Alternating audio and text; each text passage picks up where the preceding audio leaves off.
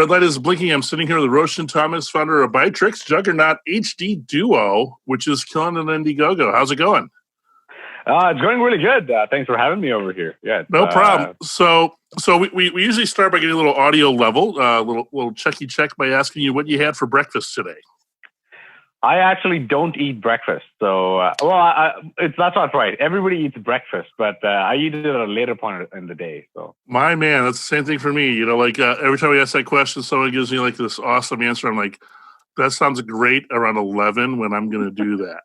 That's correct. Yeah, I usually have it around like just past noon or something. Yeah, I had a banana to start with, and then I'm moving on. Right. So yeah, cool. So let's get into this. You're from Saskatoon, and we talked about a common friend, a wonderful musician. She goes by Valerie Ray now. Used to be known as Valhalla of Saskatoon. You know, I have been out to the prairie in my earlier days as a touring musician in Canada, and tell me about the entrepreneur space there. Tell me about what it's like in Saskatoon to start a company. Yeah, you know, when I was, I just happened to be here because I did my undergrad here several years ago at the University of Saskatchewan, got my engineering degree, and then I did work in other bigger cities like Waterloo, Ontario, and Toronto, and Calgary, and so on. But then I decided that I wanted to stay in the prairies because, it gets really cold here, but people are really warm here. You know, they're super nice here, and it's not, the city's not very big.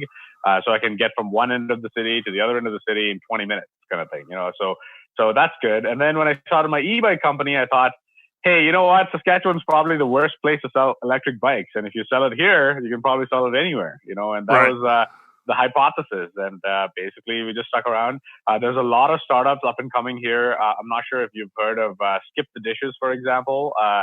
They're like a company that was acquired by Just Eats for several $1 million, like $300-400 million or something. And they're a Saskatchewan company. They started here in Saskatoon and have offices in Winnipeg and so on. So the tech scene is growing rapidly here. Like previously, over like past 20 years ago, if you ask, Saskatchewan was primarily like a agriculture province, but that's changing. There's lots more tech companies coming out of Saskatchewan. A lot more tech entrepreneurs coming out of Saskatchewan. So we're trying to make a difference here. And and one thing I know about Canada in general, having spent a significant amount of time there, but the prairie it's all about the outdoor life. You know. Yes. Tell me about how that fused with a tech background led you to build these e-bikes. Yeah, you know, the thing about the prairies here is that if you're in Alberta, you go and hike. You go hiking up the Rocky Mountains. But here in Saskatchewan, down south we have some trails and stuff in the Cypress Hills. But most part of Saskatchewan is fairly flat. But we have a lot of little lakes around. We have a great river that goes through, which means that the cities around these lakes and rivers have built a lot of nice trail system alongside them. So if you come in the winter, snowshoeing, skiing, or cross country skiing, snowshoeing and stuff are very popular activities. And in the summer, lots of people are outside because our summer is very short. So we only have 4 to 5 months of enjoyable summer. The rest of it is kind of like fall or it gets cold. So people spend a lot of time outdoors because that's the little opportunity we get to do that. So that's how biking is really popular here. Some bike shops here in town represent big brands like Kona and so on, and they've got several awards for being the top seller in North America for e-bikes. Wow. Or for bikes, in general. And that's surprising because our population in the city here is 300,000 people, and these guys are selling more bikes than their counterparts in Santa Barbara we're gonna put a pin in that because we're gonna talk about the bike community here in Detroit in a little bit. But that surprises me. So, all right, so let's get right to the meat of this. The Biktrix, it's an e-bike. Tell me about the project. Tell me about the product and what it's all about.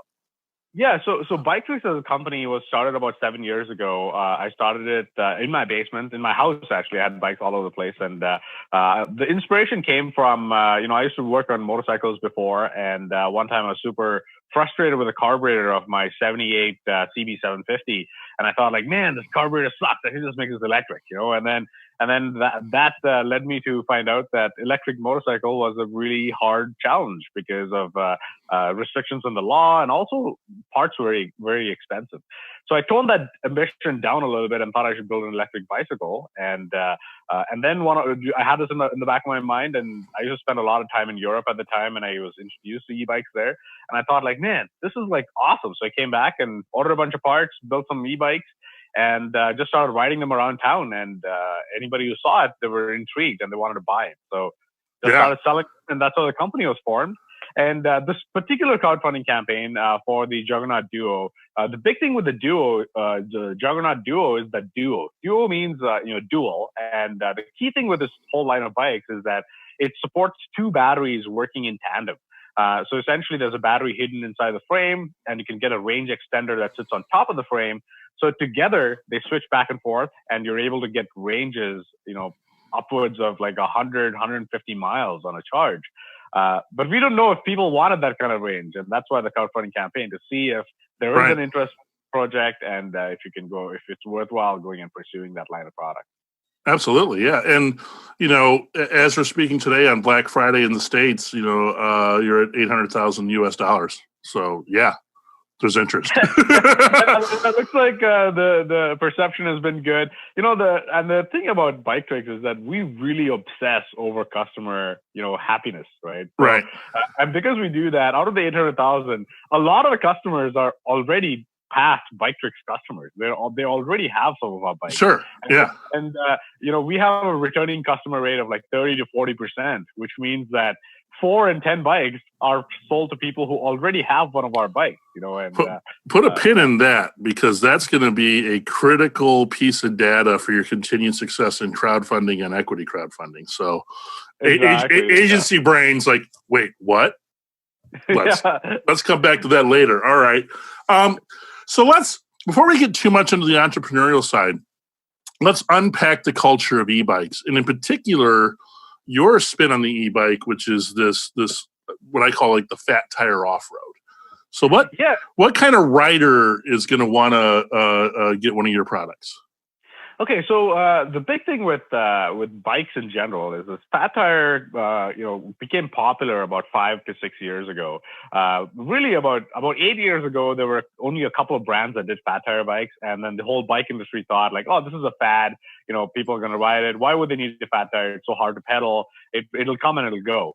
But turns out that even when you're riding on beach sand or in like really slushy terrain, or here in a bunch of snow, these fat tires make a huge difference when you're riding.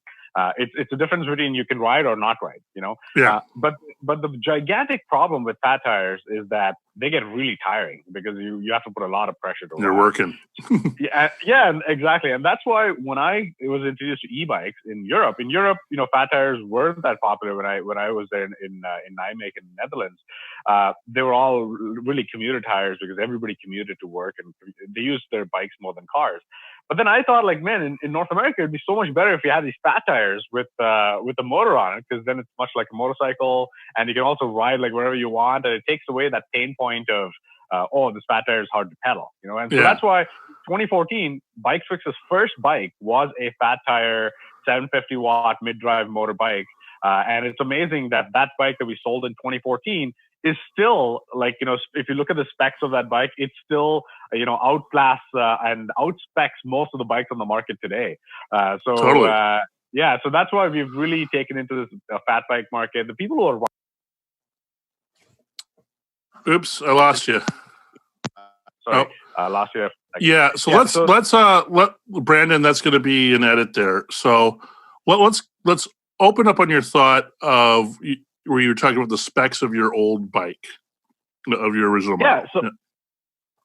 Yeah, so Biktrix launched our first bike was a fat tire bike that we launched with a 750-watt powerful motor back in 2014. Okay, and before we go too far, because this is a podcast and an audio medium, let's visually lay out the difference between what the fat tire is and a typical bike. Give people the visual. So a typical bike tire. So if you look at commuters who ride like road bikes, for example, those tires are about an inch wide, an inch wide, or maybe even thinner. And then if you look at mountain bike tires, they're about 2 inches, 2.5 inches wide. And then now they have a mountain bike tire that you can get at 3 inches wide, which is called a plus size tire. And then you get fat tires, which are like 3.8, 4 inch, 4.5, and they go up to 5 inches wide. So these 5 inches, you can imagine the tire being like, about that wide. So it's actually pretty much like a little motorcycle tire. Kind of. Yeah. So I think the visual I keep giving people when I'm describing these is, imagine like a normal SUV or a crossover vehicle that has like a pretty standard tire versus like a Jeep Renegade with one of those big extended knobby off-road tires, right? This is like the Jeep Renegade of bike tires here. Yeah. Pretty much, yeah. It's like the fattest. It's like basically like 5 inches is like 2 mountain bike tires attached together. It's like exactly a couple of a regular bike. And other than traction, and the ability to move on different surfaces, something I've learned is I've kind of adopted riding bikes during the pandemic on my health journey. I'm a bigger dude. I'm 6'3". My weight is classified, but let's just think linebacker territory here, people. And comfort, a normal city riding on one of these street bikes or mountain bikes is not that awesome when you're a bigger guy on a 2-inch tire or a 1-inch tire. When you get to these fat tires, my experience is, yes, you're working harder to keep the bike moving because you're moving more rubber and more mass. Yeah. But the comfort level on the body, the impact on the body is greatly reduced. And it feels, frankly, it feels stable to me. It feels like I'm not going to lose this thing. But I also feel like if I'm running across construction or some different terrain, I got this. Well, yeah, and the primary reason you feel that is because these fat tires run at a much lower pressure than the thin mountain bike tire, thin road tires, all the mountain bike tires. So, these road tires, people pump them up to like 100 pounds of pressure. Whereas these fat tires are rated to run from 5 to 30. At 30 pounds of pressure, the tire looks like it's going to blow up, So you're riding it mostly around like 12. In the winter here, we're riding it at like 8 pounds of pressure. And then like in the summer, we're riding at like 20 pounds of pressure top. So what happens is when you roll over imperfections on the road or trail, the tire kind of like forms to that shape. Yeah, exactly. Yeah. So let's unpack this a little bit more and cover like why the E technology is so innovative. And my experience with I have a traditional fat tire pedal bike, and I have it for the 2 reasons: the comfort and like I mentioned, I'm on a health journey doing CrossFit and weightlifting, and I'm biking to the gym, and I want the extra work to burn the extra calories and work on those calves, right? Yeah. But it's work. So talk about with the electric assist motor, what that changes in the ball game here. Yeah. So, the thing about workout is that a lot of people have this misconception that when you work out, you got to go all in or all out. And the trouble with doing that is that to stay motivated and focused in the all-in mode is almost impossible for most 100%. people. Yeah. Because it could be like one day you could be like, I don't feel like doing it today. Or it could be like, it's raining outside. Oh, the wind is crazy today. What you can come up with a shitload of totally. Story about that. Related to CrossFit, one of the things when you do CrossFit, that we do these Metcons where you're kind of working at your peak, and those are capped at maximum like 18 minutes is where you can work the maximum before your body's like, whoa, no more. Not gonna do it. Yeah. And the thing is, like, most people, like, when they start CrossFit, for example, like this, you might go like, okay, 18 minutes, I'm gonna go today. But after like about 4 or 5 days, you feel like, maybe I should take a break. Rest day. Rest day. Yeah. Low impact. That's when we row. Yeah, this is working. We're good. And you know what? This exact same thing happens to people who take up bicycling. They take up cycling and they're like, I'm going to give it every day. I'm going to get the most expensive fat tire bike or regular bike or whatever. And then I'm going to go. They go for a week and a half maybe. And then they're like, oh, this is like, maybe I should just take the bus today or the car today or whatever, right? Totally. So what happens is with this electric assist, there's a couple of things. One is there's an assist. So it's like running on a treadmill versus running outdoors. Running on a treadmill, we all know, is much easier than running outdoors because the treadmill assists you. So similarly, riding an e-bike is easier than a traditional bike if you want it to be. So you can set it to be, easier. So when you pedal, the motor complements you. So it helps. Second thing is, it is a lot of fun. Like it's really like addictive kind of fun. You get on there and you ride this thing and you're like, man, I just rode like 40 kilometers or 30 miles. And I've never ridden 30 miles ever on a bike in one go, ever, unless I was like, yes.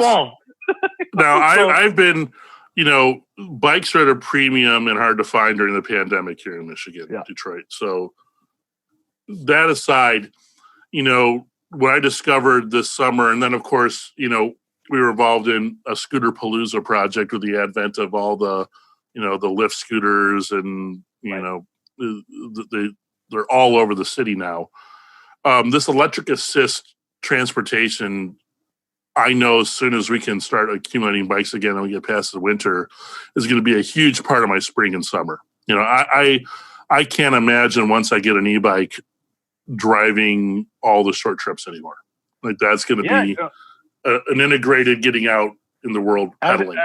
And the fact is, in North America, as much as I hate saying this, there was a stat that came out like 80% or 83% or something of all commuting cars have one person in it. Yeah, and which means that for all those commutes, we really don't need a car. And if you can use this bike, you can get out on the trails. Now with an e-bike, that goes like 100-mile range, you don't have to go with the shortest path to work. You can take the scenic route. 100%. Go on routes others don't go. 100%. That's where I think, when we're talking specifically about your product, the Juggernaut Duo, that's where I think that your assumption was correct that we want range, right? Because especially like, in Detroit, we're a really interesting case because we are an urban environment. We're a major city, but we have a landmass that you could fit New York, Chicago, and San Francisco within the borders of Detroit. Right. So, and we have a vibrant downtown area, but much like metropolitan New York, we have pockets in these little neighborhoods around the circle of the downtown that are really great to get to. And, we have young people, moving to the city, buying houses in kind of these neighborhoods that are a little bit further away from city mass, but they want to use these electric, maybe not own a car living in the city or not rely on your car so much. And the scooters kind of got us a little bit there. You would see center mass in the city where the scooters would live, and you would get maybe 8 miles away, which in any other city would mean you're out of the city, you're in the burbs now. But in Detroit, we are in Detroit still. So you get about 8 miles away from city mass, and that's when you start seeing the scooters going away. And now you still have people, okay, if I want to go downtown and I live in, Southwest, I got to get in my car. And you look at the e-bike, and during COVID, it is like people that could get their hands on e-bikes in Detroit, it was a revolution. You were seeing people going from the suburbs. I live in a town called Ferndale that's just at the northern border of Detroit. And, on a regular basis, right down Woodward where I live, it is like a parade of e-bikes of people either that live in the city coming up and spending time in the suburb or going downtown. And, that's, round trip, that could be in Detroit like a 30, 45 mile process. And with what's on the market right now, unless you have a charging station or an extra battery or something you're lugging around, that's the end of your e-bike journey. I look at the Juggernaut and we're sorted. And I don't, if I forget to charge it tonight, I can still do my ride tomorrow. I'm good to go. So I think this concept that you're on is really going to be the technological bridge to fully adopting this. I'm only using my car when I need a car lifestyle, which is, now we're going to put our marketer and crowdfunding hat back on. Project creators out there, hear my words. There are 3 things that if you focus your company on, gives you the opportunity to have magic in crowdfunding, gives you the opportunity to be that unicorn. Number 1 is you have to have a great idea, and that's always been, the product has to be desirable. It's always been a thing. Number 2 is, as a backer, I have to look at your presentation, your team, your founder, and I have to have confidence that you're going to be able to deliver what you say. And that's all about the story you lay out. And, this is not your first rodeo with a bike, so you already have a track record. And again, founders, something that we talked about earlier in this is, hey, I had my prototypes, I'm riding around, everybody asking about them. That's your indication as a founder. This is a desirable product because I built my prototype and everyone wants it, Right. So that's the 2 things. Here is 2020. If you're not doing this now, forget about it. If you're not thinking about how your product addresses the coming green economy, sustainability, and sensitivities people have to stopping practices like, hey, I have my car, I drive around the corner to Kroger, load it up with my groceries, and come home. Mark my words, these lifestyles are changing. They're changing in a big way. And the target demographic of crowdfunding, climate change and green technology, if it's not their first concern, the existential crisis when they wake up in the morning, it's a close number 2. And those are the 3 things that you have to have in complete balance to have the opportunity to have magic. When I look at this bike, it's not only does it check those marks, but you're solving a major problem that this growing community of e-bikers is having, and no one else is doing what you're doing right now. So that's the ingredients for magic that we're seeing with this campaign here. Well, for me, personally, like I ride e-bikes all year round here in the winter, summer, whatever. I ride e-bikes, right? And this range anxiety is a real thing. Like huge. It's in cars, it's in bikes, it's in motorcycles, whatever is electric. There's always this range anxiety because you can't just go to a gas station and fill it up. It takes time to charge. You need to plug it in somewhere, and you gotta wait at least 45 minutes to an hour. 100%. We have a equity client that we do a lot of social. We do a lot of their back end and lead generation, but they're in the automotive industry. But their entire startup and several different products are based around range anxiety. They do a testing package for all the automotive developers to really dial in, hey, if I change from this wheel to this wheel when I'm developing my next Volkswagen, how does that affect the battery range of XYZ, right? And they're also coming out with a consumer product for the phone that is a plug into Google Maps that, hey, all right, I've got my Tesla and I want to go from point A to point B. What's the best route that's going to give me the best battery performance? And those kind of things are going to be integrated all the way down to levels like your e-bike, and that's what I'm talking about. If you, again, let me drill this down again. Project creators, if you're not thinking about sustainability, one more tangent on that. So I'm a Levi's freak. Like I only wear Levi's. Again, big guy. The 541. It's the pant that fits and doesn't look like a circus tent, right? Look at Levi's Black Friday now. Everything is about how much water they're using and reducing in their creative process of building the denim, right? This is what customers care about. So this leads me to the next thing. Let's talk about COVID and the lockdowns and what happened this summer with the bike market and how that's affected you. Yeah, it was surely the most different year out of all of our years in existence. Things were going normal in January, February, and we were at a trade show. We sold a bunch of bikes, and in Toronto or in Edmonton and stuff. And then at one of the trade shows, they shut it down the day it opened. It opened up and they said, "Sorry guys, we're canceling this show. This COVID thing is happening, and go home." And we thought like, what the hell are they talking about? Right. What?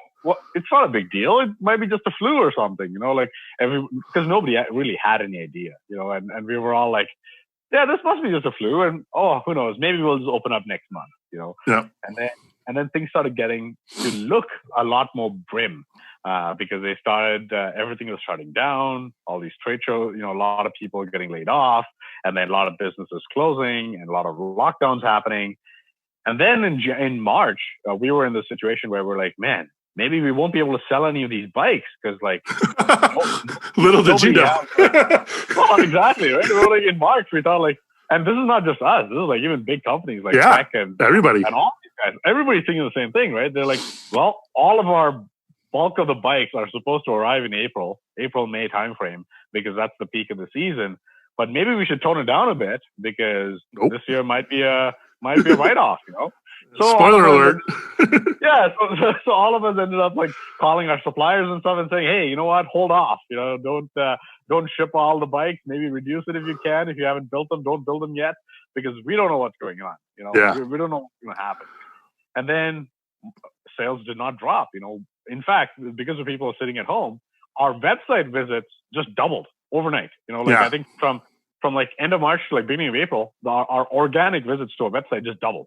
And our Google ads were performing insanely better than it ever did before. Like we were getting like, 31 to 40x ROAS, which is like unheard of. This is saying like that's make up numbers. That's fantasy numbers. Okay. Crowdfunders, again, if you reach 8 or 9 return on investment, you are killing it. I do not want you to leave this podcast thinking that, 30 times on my ad. No, that's bananas. How are you achieving that? Bananas. It was so crazy that I thought, okay, you know what? Maybe this is a one-off. And maybe it's only last week. We sustained that 30x ROAS for like 2 months to a point where Google contacted us asking us, "What the hell are you guys doing?" I'm like, "Oh, for sure." Doing anything. Sirens are going off. They're like, "Hey, this bike company's taking our money. What's happening? What are they doing? Are these?" Yeah.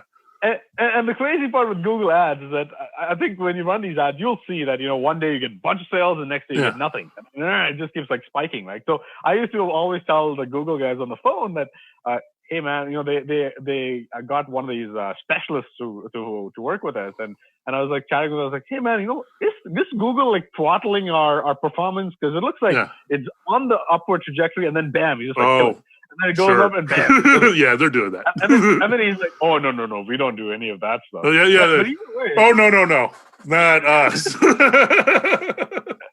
So either way, we were getting like 30x ROAS, and we don't know what the hell to make of it. No. So we just started saying, called back all of our suppliers and said, "Hey, no hold on those. Keep shipping them. How many more can you make?" Exactly. So for the listening audience, if you didn't experience this, what we're talking about is, right around mid-March, we shut down in Michigan, and we shut down hard. No gyms, no, stay-at-home order. And people like me who have been, trying to engage in an active lifestyle, I think everybody who has some little bit of activity in their mind said, "Oh, great, what do we do now? Let's go biking." It's not global warming. March feels like summer here in Detroit. Let's get out on the bikes. And every bike manufacturer, every bike shop on the planet had the exact same prediction on the market. It was like, "Oh, we're not going to be able to sell anything. We're closed. We can't sell anything. Hold off." And then all of a sudden, there's this giant demand for bikes, coupled with everyone that had their bike that they bought last time they wanted to lose weight sitting in the garage for 5 years. It doesn't work. Oh, let me go get that repaired and tuned up so I can go ride. And to this day, I there's this bike store around the corner from me that I just adore. They've been awesome for me. Not only do they not have a single bike to sell of any kind, but their entire store is stocked with repairs. So you look, there's tons of bikes in the window. They must have tons of bikes. No, they're all customer bikes looking to get tuned up so we can ride. Yeah. And I literally I found 2 bikes. I found a mountain bike that's way too small for me. that I could start with, and then realized, oh, this ain't gonna work. And they called me up and they said, Shawn, get over here now. We have a really garbage fat tire bike here that you're gonna hate, but it's the best thing you're gonna get. come get it. Some customer just dropped it off to sell it, and that's all I could get. And everybody, and little piece by piece. Oh, here's a bigger seats just came in, bigger seat. Get it here in 10 minutes or they're all gone. Yeah. It's been, I think, a bananas revolution in bike demand. Well, it's also been, you did bring up an important point. What we noticed also is that, generally we sell bikes that are like for people that are around the 5'5" to 5'9" height, which is like, that's like the stat, like the average height in North America for bike sales. But this year, everybody wanted the extra large. Yeah. Everybody wanted the large, the extra large, all these sizes, because I still don't know why, but my hypothesis is it's all these people that, wanted something to do that they hadn't ridden bike before, or their current bike doesn't work and they wanted to get a new bike, and bam. They just I'm your case study. I'm tall and bulky, right? Yeah. 6'3", pedaling a bike that of normal size is not that fun when the bike isn't proportional to you, right? It's not that fun on the knees, the ergonomics of it, and it's not that fun in terms of the work you're doing. So when you get to the bigger frames and you get to the bigger tires, all of a sudden I'm like, oh, okay, I'm not having a poor riding experience. I feel like I can do more, and honestly, guys of my size, when we are trying to do this cardio, full body, locomotion, we tend to gravitate towards rowing because, when you're rowing, you can get in the right ergonomic positions and it feels good for you, and, running, not going to be our jam, biking, close second in hatred, unless you can find one of these proportional bikes. And, but I think the other thing too that's different about this is there's certain cultures that we're adopting as a reaction to COVID that are here to stay, and I think that this using these types of transportations more is definitely part of it. Both for the green aspects we talked about earlier, but the greater access to healthier outdoor activities. I agree. Yeah. And I think, and the great thing is that with this COVID, with all the bad things it brought along, the good thing it brought along is that it's getting a lot more people outdoors because they're bored out of their minds indoors. and what's happening is, get outdoor, it's like this outdoor bug hits you. You're like, man, I missed all of this stuff all my life. Like, there's what the air. hell, There's air and things. I mean, I'm your case study. I swear, so it's about a 2-mile ride to my gym from my house. But I noticed like, hey, there was a couple like healthier spots to eat that had outdoor spots that if I just go like 3 more miles in a different direction from the gym, I can go hit that. And the amount of things that just driving by I never realized were there. That now I'm like, oh man, like this little record shop's here, and I'll look at this. The biggest thing that I found is that this is like years ago, about 7 years ago when I got my first e-bike, when I first built it, I used to take these like because on Google Maps you could put it to cycling and it takes you to a completely different route than you would drive normally. And then I realized, like, man, I can get to like places way faster on my bike in the scenic route. And whereas I have to sit on that bridge over there, especially here in Saskatoon, we're called the city of bridges. We have a bunch of bridges around here. Our downtown is kind of like you have to cross the river to get to downtown, and then cross the river to get outside of downtown. So there's like a bunch of bridges, but usually during like rush hour traffic, we don't have that big of a traffic rush, but it's still like enough to annoy you that if you're there in the rush hour going in the wrong direction, you're sitting there at lights. And on a bike, I realized that I never had to do that because under these bridges, they have these hanging bridges just for pedestrians and bikes. Yeah. And no traffic whatsoever. You never stop. You're just moving, So that's another thing that people get, I think it's good too. Another tangent from Uncle Shawn here, crowdfunders. Canada knows what it's doing. America, can we please focus more on Canada? Like, I mean, when I lived in Montreal, in the 90s, Interac was how we paid for everything. This is smartphones, internet was barely a thing, right? But we have Interac.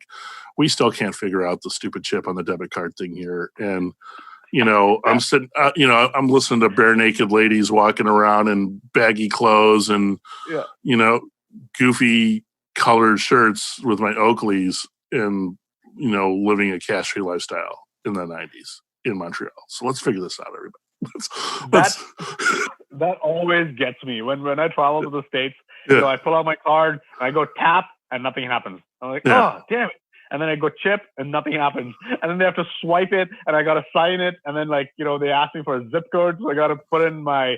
And in Canada we don't have 5-digit, 5 numbered. It's not a numeric zip code. It's like alpha and numeric. So, yeah, exactly. So now, but the Canadian banks have figured it out that, okay, well, if you got to go to the US, just use the numbers from the 6 alphanumeric and then add a couple of zeros to the end of it, and boom, it works.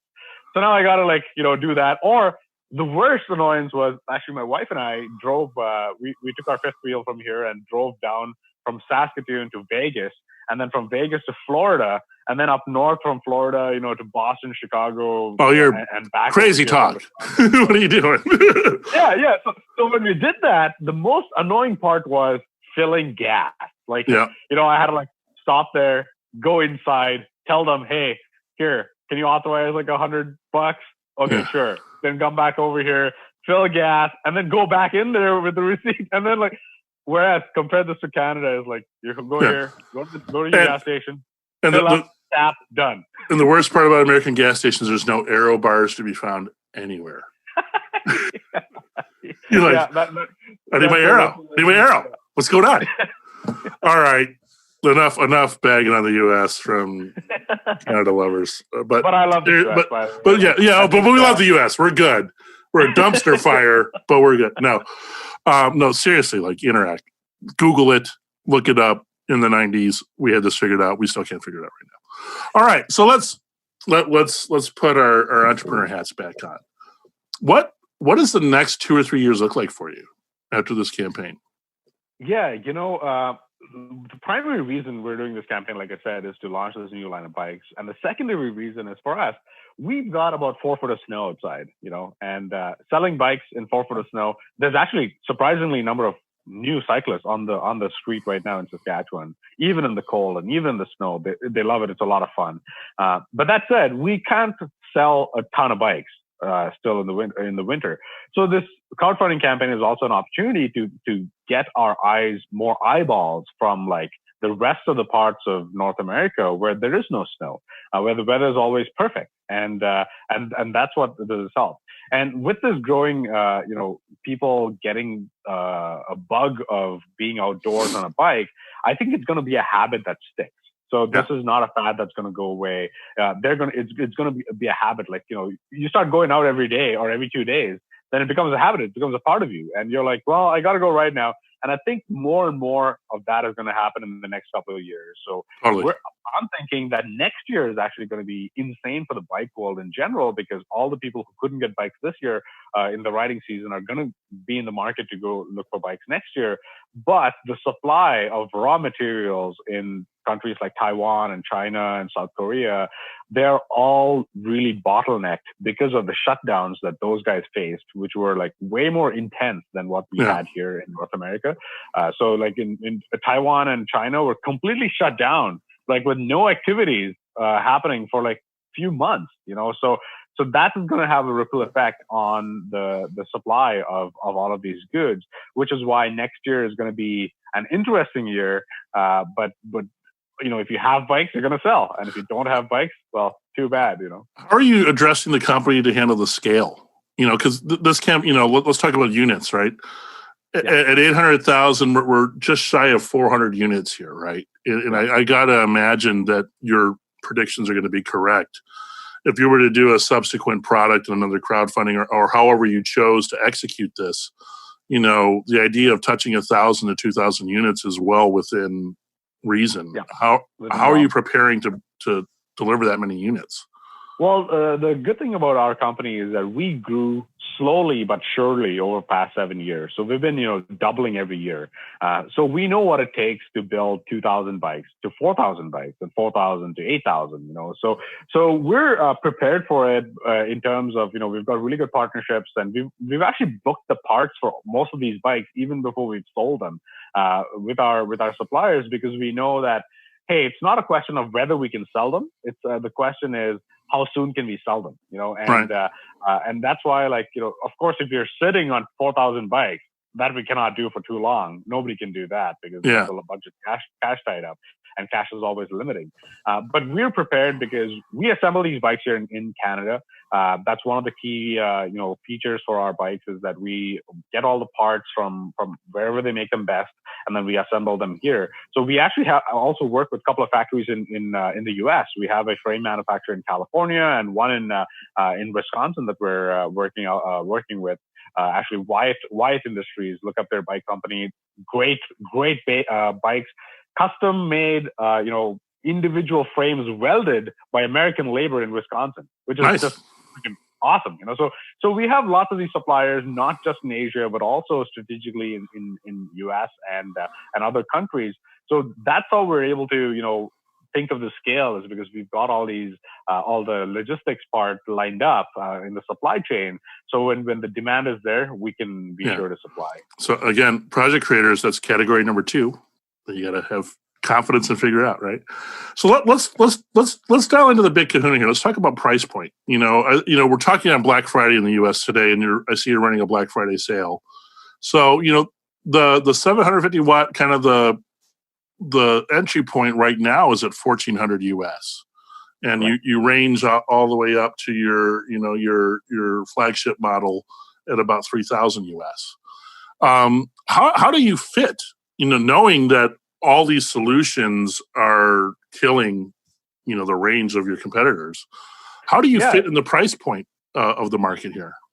So Biktrix, we've never actually touted ourselves as having the cheapest bikes. We're not looking to make the cheapest bikes, because when you make cheapest bikes, you get customers that are unhappy after they get the bike, and they're really unhappy because somebody put all of the money that they had to get this cheap bike, and now the bike doesn't perform, and they don't have anything to fix it, and now they're super mad because you gave them a really and no one's able to fix it anyway.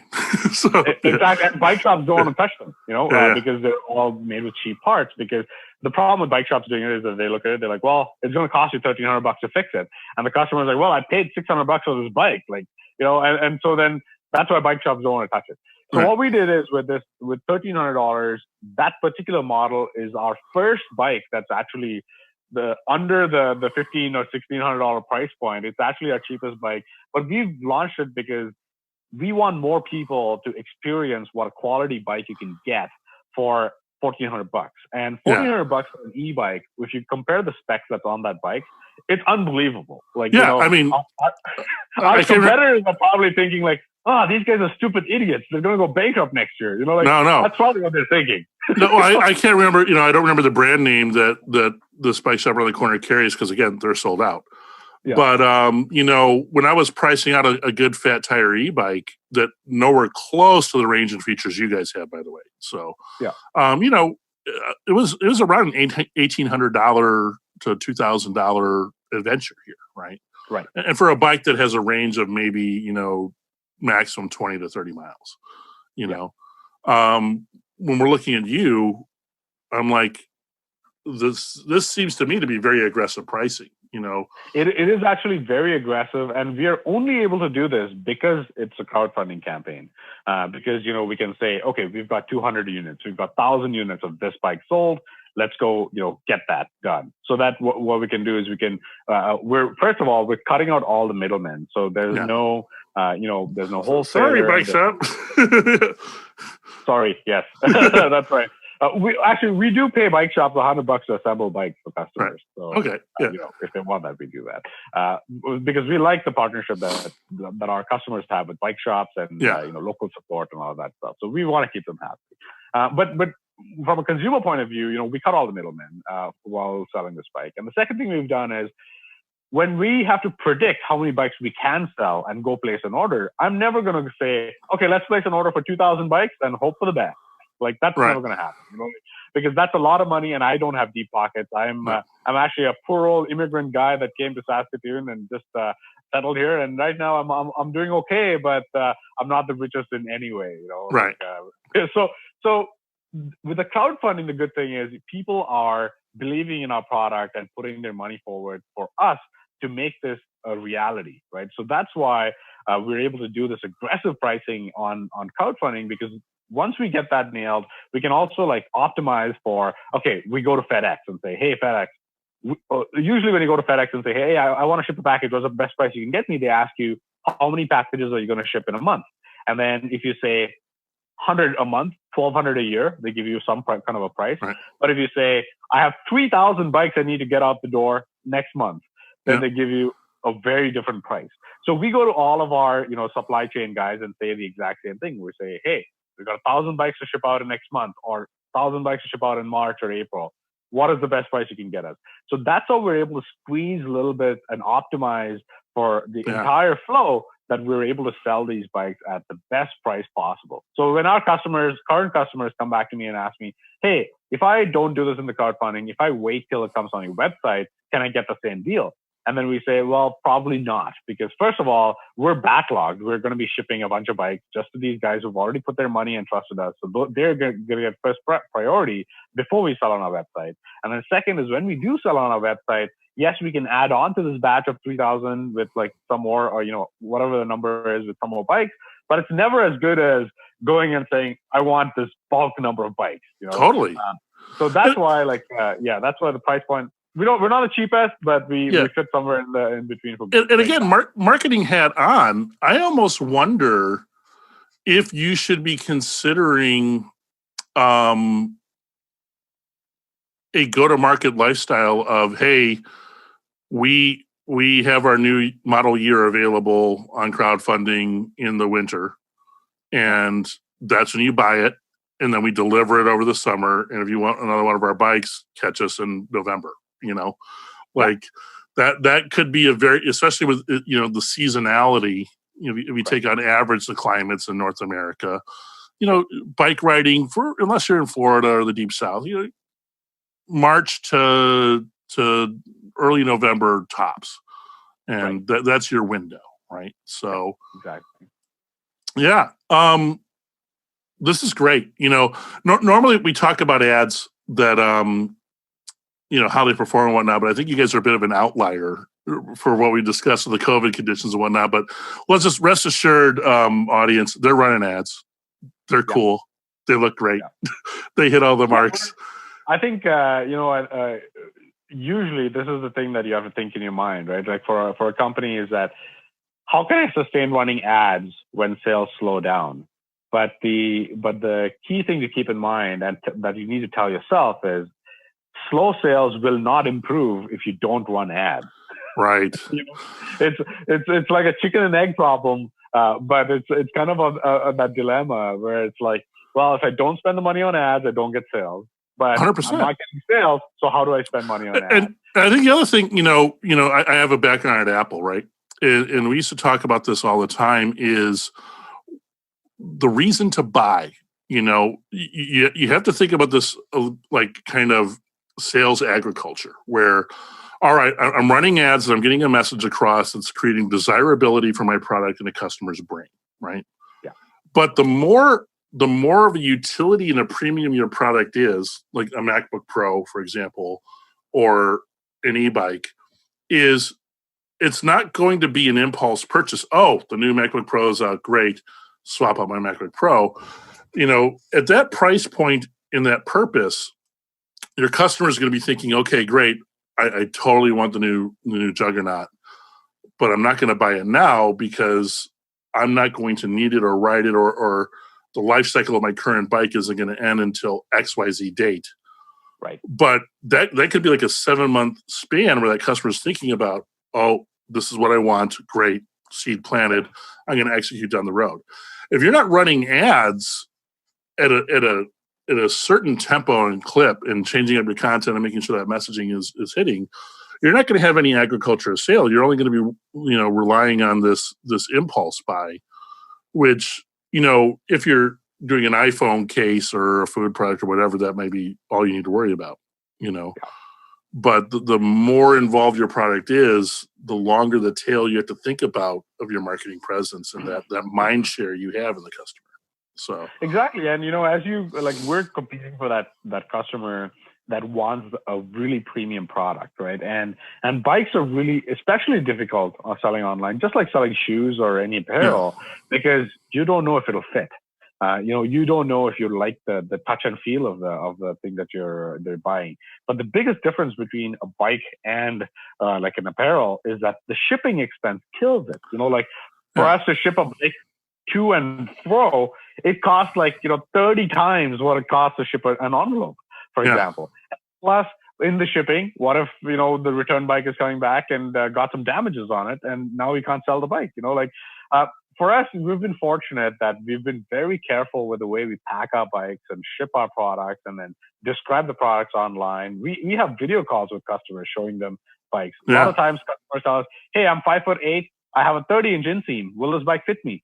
We try to go and find a person that anatomically fits that person's description, put them on a bike, take a picture, and send them pictures saying, this is how you would probably look on the bike, because we don't want returns. And for us, we've been fortunate that our return rate is so small. It's like I can count it in both my hands for all the returns we've got in the past 7 years. That's fantastic. Yeah. Yeah. If you do the percentage, it's 0.00 whatever 1% or something as returns.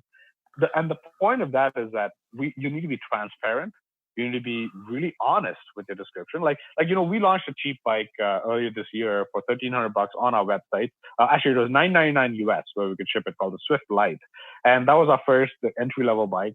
And we didn't want to say that, oh, this is the greatest bike you can get for unlimited range and insane. No, that's not what he said. If you go to a description, you'll see that it says this is the entry level bike. This is the base bike you can get. But for what it is, $999 is a great deal. It's a great way to get into biking by getting this basic bike. Right. But will a 400-pound person fit it? Probably not recommended, because it'll break apart. So being honest in your description and that stuff is super important, because otherwise it'll come and bite you in the ass later on. The other thing I like about that, this is like the buyer confidence, category number 2, again, in what makes crowdfunding magic, is you are right up front with, hey, look, here's our 2 warranties. We have a lifetime warranty on the frame, and we have a 1-year warranty on the electronics and components. And your first column, as I'm looking at this, on the Indiegogo, you have the phase you're in. But the very first thing is okay, here's our warranty statement. Here's our guaranteed delivery that you are going to get your product when we say you're going to get it. And here's our support. We have a support infrastructure. It's not just when the founder can think about responding to your email, So the confidence that this is a fully functional company who's thinking about the customer experience, not just thinking about, can I get a product to sell, that's huge in the strategy of this. So and we obsess over this, right? Like I said, we obsess over our customers. We obsess over making them happy. If you on Facebook, if you look up Biktrix Owners Group, we have 4,000 members over there. And usually when some new guy, all of them are not customers, but a lot of them are our customers. So when the new people come there and say, hey, I'd like to do this, or I'm having this issue, or how do I trust this company? You'd see that our customers go and vouch for us because of the amazing, experience we've created for them and the support that they've given them. Okay, that's what I want to come back to. This is great you brought this up, because I almost forgot about this. So that, when we talk about what are the components you need to be successful in a reward-based crowdfunding, you are touching on the 4th component that really makes you a great candidate for equity crowdfunding. Of hey, look, if you're bumping against these cash flow and I need X amount of capital to scale, when you have that loyal of a customer base, the odds that, hey, not only will they invest in you to buy another bike, but invest in you to help you scale because they believe so much in it, you're in a really nice position to be able to take advantage of an equity campaign should you choose to. So File that away for a future podcast. All right. So we've been going long, but I think this has been a valuable conversation as catharsis during a crisis, but not only as an entrepreneur. One of the things we like to do is Fuzzy, who I'm sitting in for, likes to have his 5 questions to follow up. I've got my own 5 questions here, just kind of get a sense of you at the end of the podcast here. So what's the best thing you've seen on TV or music or whatnot during the COVID crisis? I think there was a part where I follow a lot of news in countries like India that happens, and in India they were trying to push for washing your hands often. So there was a video that the police department of a city in India rolled out on Facebook where they did a dance. But I've seen this. Yes. With like washing your hands dance. Yeah. It was super goofy, but really fun and really drove the message home, Oh. And I thought that was such a good win. They didn't do it for money, but they did it for a great cause. And I think that's the one thing that, in all of this pandemic, that's the one thing that's stuck in my mind. Oh my gosh. Yeah. I have a good friend who's a brilliant marketer here in Detroit. He owns a bus company. He's the chief marketing officer for Basecamp, and they just launched something called the Dumpster Fire. Oh, yeah. And you can email. It's all over Reddit and Fark and everything right now, Gizmodo. But you send an email to dumpsterfire@hey.com, and what he's created outside of his shop is imagine a shipping container that has a dumpster on fire in it, with a TV mounted to the front that's playing like very serene, kind of calming video loops. And there's a printer connected to a conveyor belt that when you send the email, it prints off your email, takes it up the conveyor belt. It's all streamed live with video cameras so you can see your email. And then it takes your email and drops in the dumpster fire so you can kind of unload all these negative energy, negative thoughts. That is brilliant. Yeah, he just launched it 2 days ago. We've been hanging out over there just like the dumpster fire is the best thing ever. Like the people are, it started off like obviously a lot of Trump and COVID stuff, right? But now you're seeing like, we just saw one go through where a kid had come out to his parents over Thanksgiving and they kind of disowned him. And he just really, put all of his thoughts on paper to his parents about how disappointed he was in them. But he feels great about his true self, and that rolls in the dumpster fire. We're all like, "Oh, this is so great," But yeah, so just Google dumpster fire at hey.com or email dumpsterfire@hey.com, and you'll see what I'm talking about. It's great.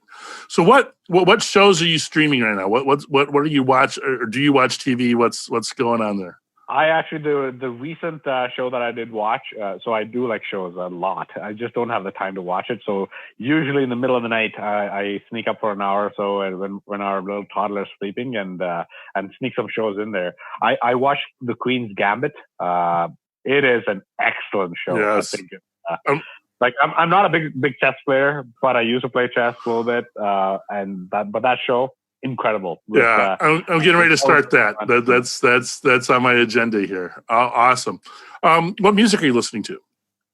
I actually like classic rock. So the latest stuff I'm not that big of a fan of it. So I'm mostly just listening to 70s and 80s classic rock. Let me plant a modern seed for you. A Detroit band called Greta Van Fleet. They're all about 11 years old. It seems. Okay. They're all like in their early 20s, but they're basically like a Led Zeppelin carbon copy. So, that'd be awesome. Yeah, check it out. Greta Van Fleet, easy to find. They won a Grammy last year. Awesome. So, all right. So, what are you eating these days? How are you approaching health during COVID? My wife is an excellent cook. And, we actually met back in high school in India. And then I got married to her 5 years ago, and we're here together now. She cooks excellent Indian food, but Indian food in general is a lot of carbs. Yeah. So, but she knows that I like a lot of protein and a lot of fat. So we make Indian food that's high in protein, fat, and fiber, and less on carbs. So that's pretty much what I eat most of the time. But I'm actually not that big of a stickler for different diets. I just don't go overboard on the bad stuff. You know, I don't go overboard. I don't eat like a ton of donuts every day, or I don't do that. I miss those days. I miss donuts.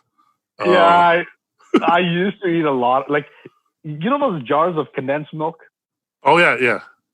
I used to drink the jar. Like, I used to just drink it. Like, I just love it. It's so sweet. I love it. I just freaking drink it. No. So sweet tooth, I have lots of them. We discussed Aerobar. Oh yeah. Yeah, but now I know better. So I try to. If you haven't tried this, my new favorite is, I don't know if you guys have Fatburger in the U.S. The other one. Yeah. So if you go to Fatburger, get the loaded burger with a lettuce wrap instead of the bun, and no dressing except mustard and. That's the key. Yep. Mustard, avocado, and an egg on top. That burger is epic. Yes, yes. A big fan of the egg on top. All right, last little bit. This, we're going to get to the inspirational piece. So what big life lesson have you learned during the shutdown? The biggest thing I've seen and I've learned is that a lot of people start panicking when they see some stuff happening. They go like, oh, they start overthinking. You know, they're like, oh, this fails. Oh, I can't pay my bills. I can't do this. But what I find works best is when you come into that situation, I like to address it head on. So the way I handle it is I take a piece of paper and write down all the worst things that are coming to my head. You know, 1, missed mortgage payment. 2, lost my job. 3, EI payments don't come in from the government. Like, write all possible things, right? Right. You write it down on a piece of paper, and then you realize that, man, I can't actually fill up this whole piece of paper because I only have these many problems. And then you start looking at each of those things and think like, actually, these are not that big of a deal because the possibilities are pretty slim that these would happen. And if it does happen, these are my backup plans. So I kind of attack it in a way that when I look at it, then I'm like, well, there's only really 3 of these problems I need to solve. And really, there's only 3 of these I can control. Like, the rest of it are not under my control. So I start thinking like, well, there's no point of stressing about things you cannot control, you know, and because that would not change the end result. That just increases stress on you. So I just go off that list, think of what are the things that I can control, whatever else I cannot control. Like I, for example, would say, you know what, I've done my best. I'll just let God do the rest, or I'll just leave the rest to nature, or whatever it is, it'll play out. And these are the things I can control, and that's what I'm going to focus my energy on. And that way I find that you end up being not depressed and not sad and not overthinking things. Rather, you end up doing things that are making things better out of the things that, worry you, kind of thing. Absolutely. So the writing out of the fears is the catharsis, right? Yeah, writing down has always helped me. Like I always did this. Like back in school, since I was an international student here in Saskatchewan, we pay a ton of tuition fees. I think my engineering degree was $100,000, and my mom and dad, and bless them, they're awesome. They did everything they can to send me over here, and but they couldn't pay for more than 1 semester of my fees, and I have like 8 semesters complete. So I earned all my tuition fees myself through school while working and while doing all these things. So I had to find my own battles, and writing down definitely helped. So I had a chit in my pocket at all given times that said how much money I would need in the bank by end of the summer so I can sustain and live for the next year during school. And it turns out that every summer, end of summer, when I took that shit out and looked and compared it with my bank account, it always lined up. Like I don't know, like lots of people have different words for these things. They say like, oh, it doesn't work. Or some people say it's like, law of attraction or law of whatever law it is. But I know that this works, and this, I actually have a chip that says how much money we're going to make on this crowdfunding campaign. And I think we're trending towards that. So I won't tell what that is. Yeah. Love that. Important. So there's file this under one of the greatest things I've seen is exactly the method you're talking about. Jack Conte, the founder of Patreon and one half of the band Pomplamoose and Scary Pockets, has his own YouTube channel called Jack Conti Extras. And I highly recommend two things everyone go look at. Look at his video on how he deals with failure. But your exact point is he has a video of how to be successful. And it's the process you just laid out is exactly what he talks about, is methodologies of writing things out and setting goals and expressing fears and how to deal with them. And what you can do now, because of my buddy Andy with those fears, is email them to dumpsterfire@hey.com. They just, boom, watch them go to flames.